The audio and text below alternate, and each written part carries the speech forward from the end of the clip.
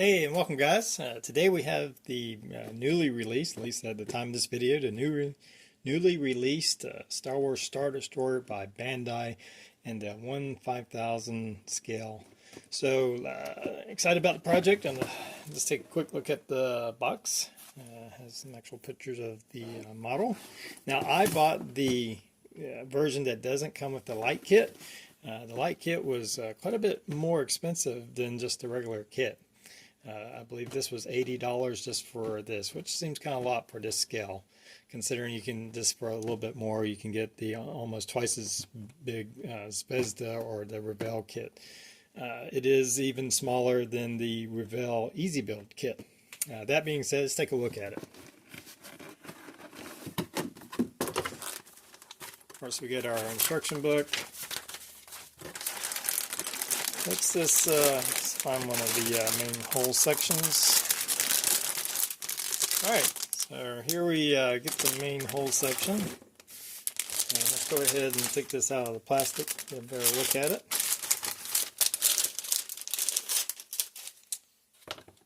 First things first, it's about 12.5 inches long. And let's look at some of the detail here. As always, very nice detail. Oh, look, they included a hair all the way from Japan. Very nice of them. Very nice detail. We have this section here. Even though I bought the version that doesn't have the lighting kit, I believe this is for the lighting kit. I believe this goes inside and it helps diffuse the light from inside.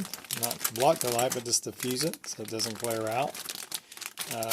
The instruction manual is the same for both versions of it, and the lighting kit, just didn't, see if I can find a picture of it, was just more of a kind of a box that sat inside with a number of LEDs that kind of went throughout the model.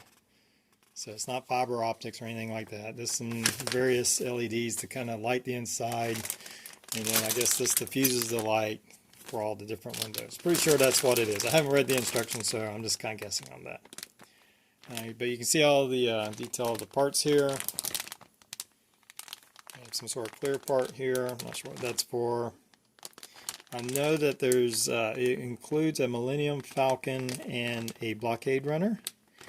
And I was looking at this earlier. I believe the Blockade Runner is right here.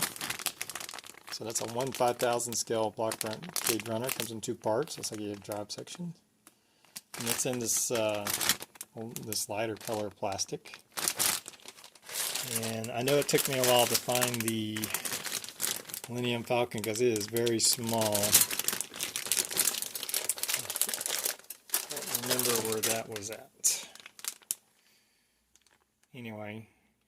I'll have to find it later and show it to you, but it's just a very small Millennium Falcon. We have our display stand. These are probably for light blocking, I would guess, and light reflection. We have the different engine modules. So I'm still thinking of doing my own lighting. Well, one thing I did notice is that, let's open up this section here, that even though I bought the version that's not lit, it still has all the holes drilled in it. You can see that, there we go. So it has all the holes drilled in it. So since it's like that, at first I debated about not lighting it, but since the holes are already drilled in, because that is one of the biggest pains and tasks to do when lighting these kits, because there's just so many, and at this small size you'll just go through the drill bits, or you'll go through a lot of drill bits, and it just takes a lot of time. But these are already drilled out, so even with the non-lit version that you get, it's still the same. You still just a matter of putting some kind of lighting element inside of it and figuring that out. So I'll have to get through it. Obviously we'll have to light the engines and figure out what kind of lighting system I'm going to use. Still kind of debating on what I want to use, whether I want it powered internally or have some kind of outside power source. But very nice. I'm also debating on whether I should actually paint the model. Since we are using this kind of light diffusing system here. Obviously you can't put it together and paint it. You'll paint over all the windows and block all the light. It comes molded in this light gray color. Looks like they just kind of weathered it up. So that's a possibility that we'll just leave it this base color and then add in details like washes and panel lines. Panel line ink to fill in and bring out the detail. And of course add matte coats to tone the plastic down. So just have to kind of pull all the parts together and gather my thoughts about how I want to light this thing. But it looks really nice. So let's just get started. Alright, here we are a little bit into the build. Just want to show you some of the really nice detail up front here. As you can see, even though it's really small, I mean I can barely see it. I have to put on some magnifying glasses to see some of this really nice detail. But something you usually don't get on some of these models is this detail on the inside or the lower section right here. Usually that's this blank right there. There's this flat and no detail on that. So that's just a little bit of what you're getting is some of that really super crisp detail. I've added in this this forward landing bay, and that's a sticker that you put on. I'm sure it's for light blocking purposes. And now that this plastic seat piece is starting to make sense, is you can see where the lighting would run the lights and they would connect right here. Well, I have these 3 millimeter pre-wired. These are white lights, and they fit into these connections just fine. I was able to bend it even with the resistor built in. Bend it, and so I'm going to try and see if I can do that throughout the model with these lights here. And we'll hook it up to some kind of power source here. I haven't quite figured that out. Maybe some like a 9 volt. Given that we're just going to have these 3 volt, probably a dozen or so lights, I think a 9 volt would be more than sufficient in running it. But they direct the light down this area here, and I guess it reflects off this and kind of lights up these small windows. See if I can get that in focus there. But anyway, so I'm just going to see if I can use these existing parts and do my own lights with that. So, but really nice detail. The landing bay, as you can see, is super crisp. Probably the most detailed landing bay I've seen. Really nice detail. Alright, just want to show you my wiring here. This front section, you put down this reflective foil on the part, so it helps reflect all that light into these front windows. Looks like this should work. You know, I have a long way to go. I still have to connect all the back and the top, obviously, and sometimes that can get all your wires jumbled. So, but the actual lighting element areas seem to be just made for these 3 millimeters. Probably what they use, 3 millimeter white lights. So I think that's going to work, but we still have a long ways to go, so we'll just see how it turns out. Alright, as you can see, I have the two halves of the main hull together. I did have use a little bit of glue to kind of seal it down. The section right in here was not wanting to close tight. It may be because of my own wiring and not because of the model's fault. As you can see, I've added in the engine lighting. There was that clear plastic piece that I wasn't sure about. That actually kind of, you can use 3 lights to light all of them. The clear plastic piece will bring the lights, as you can see here. It's not lit right now, but you can see where it is, and it'll light up all those. So that's looking pretty good. We still have to do all the different parts of the upper part of the ship. Now I did put a wash on the bottom part. This is kind of a test to see if that's what I wanted to do. And to be honest with you, I'm not real happy with just doing a wash on it. So I think I'm going to go ahead and paint it. And I think I'm going to go with more of the gray color. Now the studio model was more of a kind of off-white color. But if you look like on movies, especially in like Empire Strikes Back, it looks more gray. It just depends on the lighting. So it's really kind of your preference. I've seen them done, you know, all sorts of ways. So but for this one, I think I'm going to go with more of a light gray color, and maybe we'll do darken in some of these smaller panels. But another problem is when I did the wash, there's a couple of pieces that you actually put in. They're separate pieces, and for whatever reason, it reacted differently to the wash. So you get kind of this offset color here there and kind of up here on the 3 places, which is kind of a strange place. It had a notch where you just put in this small piece. You know, I get it's a model, but it's like they went out of their way to make a piece to fit in the model. A little bit strange. But anyway, so I'm going to do a light coat of paint. Since the holes aren't really covered up and they're basically hollow, I think using the airbrush, we're not really in danger of kind of blocking any light from coming in. Now, I probably wouldn't use like a spray can. These are very small holes. And a spray can, I think you'd be in danger of blocking those holes up. So I'm going to do a test area first with my airbrush, make sure I'm not blocking up the holes. I'm going to try that and see if we can go with a gray color. Alright guys, so I think I've come up with a good solution for how I'm going to power this. On the kit, what it calls for is you have a pack that sits in here, and to turn it on and off you actually have to pull the top section off here, reach down, turn a little on and off switch. And you have to do that every time that you want it on and off. So the options are to either run an outside power source or to continually pull that on and off. So looking around, I've found these remote control LED lighting controls. Yeah, very simple, very inexpensive. I think these came in a pack of 3. And they were probably $10, $11 for the 3-pack, and that includes 3 controllers and then these 3 remote parts right here. And it's a very simple connection. I'm going to be running it off just a 9-volt battery. That'll sit into this area right in here. But you simply run that from the battery to all your lights, and then you take your control and hit the power switch, and it cuts it on. So it's pretty cool. There's several different types. This one, you can cut the lights down, and it looks like it's strobing on the camera, but it's not strobing. This is the frame rates matching up. It's not strobing like that.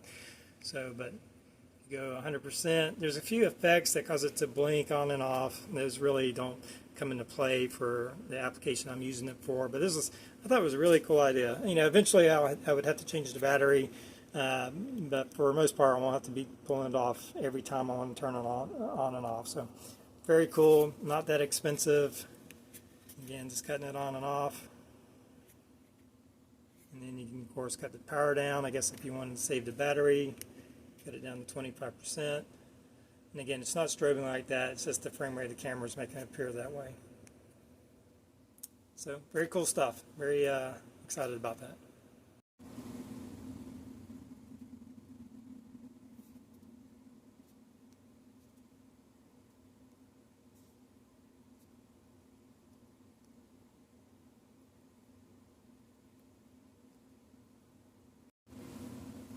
Alright, so change of plans. Ran into a little problem.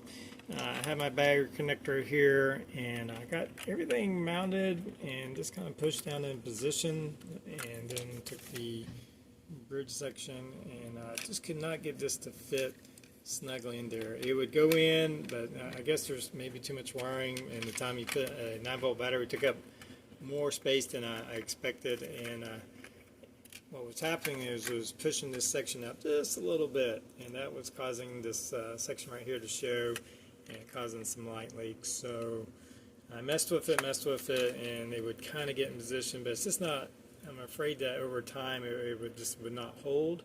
So I'm going to abandon the internal power, having the battery inside. I'm going to put an adapter to where I can just plug it in from the outside. I'm going to drill a hole and make a little plug-in adapter. We'll move this, and it's as simple as cutting this off and connecting it to the adapter, and then making our plug down there. We'll keep the remote control. That will work fine, or should anyway. I'll test it, but it should work fine. But we'll just have an outside power source. I'd rather glue this down, have a solid connection, not have light leaks all over the place, and for it to look good. And over time too. I just think it's the better way to go. So sometimes you just have to change things up and go with plan B. Alright, so here's what I decided to do. I've decided to attach it to a base permanently. I ran a brass rod up to, I guess it's the generator dome or something, I'm not sure, common place where these ships get mounted. And I've run my power cord all the way down, and it comes out the back. And right now it's plugged in, and this is what you'd use to light like an LED lighting strip. But we still have our control, and so it's all plugged in. And so that's all working, so I'll be able to turn it on and off. Remote control, it'll just have a plug. And we can run it off different, like a 9-volt battery. 12 volts does a little bit better. It's a little bit brighter. Again, with our control, we can adjust the brightness. We can tone it down. Probably just leave it at 100% to get the maximum light. So now I got to seal the bridge back in. Want to make sure all my wiring and lights are lit before I finalize that. Oh, and by the way, the brass rod, I cut that through here, and I super glued a pretty good amount of super glue around the very base of it, and then went on top of that. Once that dried, went some hot glue. Some people like to use like a 2-part epoxy, which is probably a stronger weld. There's not a lot of weight here. It's very secure on there. You know, barring it like dropping off a shelf, which would break it anyway, it's not going anywhere. And we'll paint this up and do some stuff to this before we get all finished. But I'm happier with this the way it is. I feel like I'll have a better looking model overall. All right, I've attached the top part to the model here. I had to use super glue to kind of secure it down. I had to put a little of the gap filling super glue in this back section. I think on pretty much all the Star Destroyer model kits, you always kind of get this part that's hard to get connected so you don't have a gap. Anyway, I put some gap filling super glue in there and seal that in. So everything's on there. As you can see, it is working. All the lights are still working. So from here, I got to go ahead and finish up. There's a few minor pieces put on there, and then from there we're going to go on to painting it. All right, I have it all painted up here, and I just made my own color. I used a light gray mixed in with a little bit of black, going for more of that kind of Empire Strikes Back kind of color. The New Hope, it was more of a white color. Studio models, I think already talked about this, is more of a white color. But I'm going to gray on this particular one, and it looks pretty nice. So I'm kind of debating on whether I should just leave it like this, or maybe I try to do a wash to bring out some of the detail, more of the detail. But it really shows the detail a lot. However, I think I am going to try to do a little bit of a wash, very light, very watered down acrylic wash, maybe a dark gray or something like that, and see how that turns out. So, but other than that, it's looking pretty good. It's very detailed. And but let's go ahead and apply the wash and see if that either helps it or see what happens. All right, so as you can see here, it's changed a little bit. I just looking at the gray and stuff, I just thought I should add to it.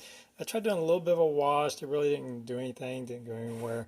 So what I did was I took some of this gray primer with my airbrush, and I went over and not a full coat, but just hitting like the flat areas, trying to leave in the panels darker to kind of give it that shaded effect, give it a little bit more depth. It lightened up the model, and I'm much more pleased with how it looks now. I think that really, the kind of shading effect really brought out some detail. So from here, I'm just going to finish up the display base. We have this wood plaque here, and to soup it up a little bit, I'm going to take this Empire sticker, and this is a vinyl decal sticker that you see people put on their cars. You can get them off eBay for just a few dollars. I'm going to be mounting that right in here, and I'll just apply right to there. And then I'm going to take some 2-part resin and mix that up, and then I'm going to cover it up. I'm also going to be making a bit of a display for my Blockade Runner and my Millennium Falcon. And what I'm going to do with that is I have these makeup applicators that I use for weathering and stuff of that nature. Well, they're hollow tubes, and they actually fit these small models pretty nicely. A little bit of glue in there. And I'll attach these, super glue them on there, and then put the resin on there so they'll be bonded in there, and then that will be able to hold our Blockade Runner and our Millennium Falcon. So I'm just going to work on that, and we'll be right back. Alright, so here we are with our finished Bandai Star Destroyer, the 1/5000th scale.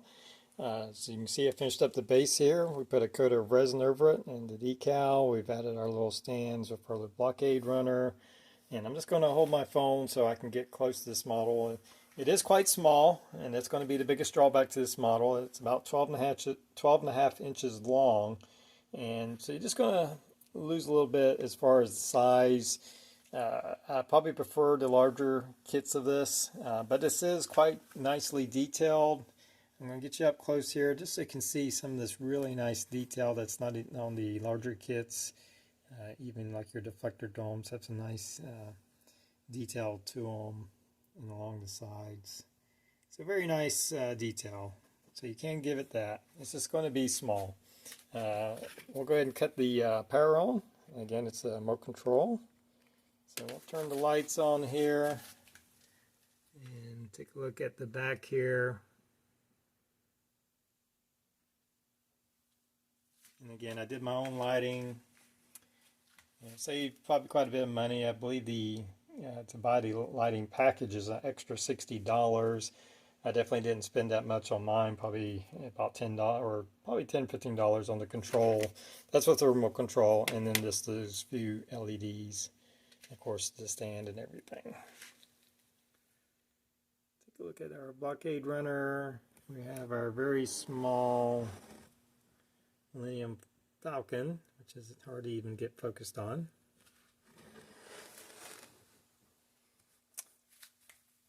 And just by comparison, I did bring my old Revell, not old, but the Revell Build and Play kit that I did. This kit, probably did this build a couple of years ago. I don't have it hooked up, but I put lights and stuff in it.